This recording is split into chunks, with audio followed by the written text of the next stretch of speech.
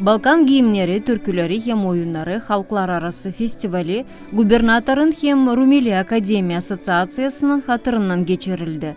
Gagauz kulturasını Balkan devletlerin uğrunda Anetta büyük temsil etti. Festivalde Gagauz genç türkücü yukası halk türkülerini Gagauz millet giyimlerinden çaldırdı. Ben çaldım öyle türküler nice Oglan, Çekirge hem akşam zamanında. Tabir türkü çaldınız mı? Da, ben çaldım tabir türkü, dil bizim türkümüz, Bosna türküsü, adı Sao Roma.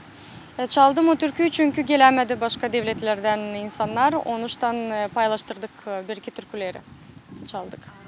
Böyle işte sefte ama dil sefte giderim halk projelerinde, dil sefte pay alırım.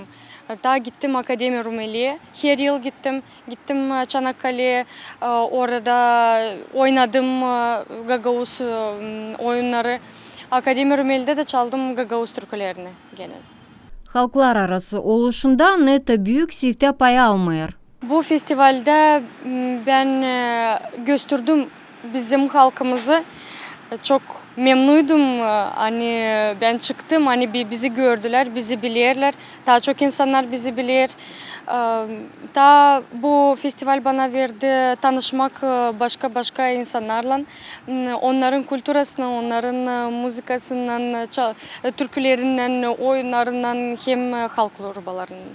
Bu festivalin çerçevesinde Türk dünyasının halkları millet giyimlerini gösterdiler hem oyunları oynadılar. Svetlana Dimitrogla, Grigoriy Stavilov, Alexey Gerchuk, GRT Haberler.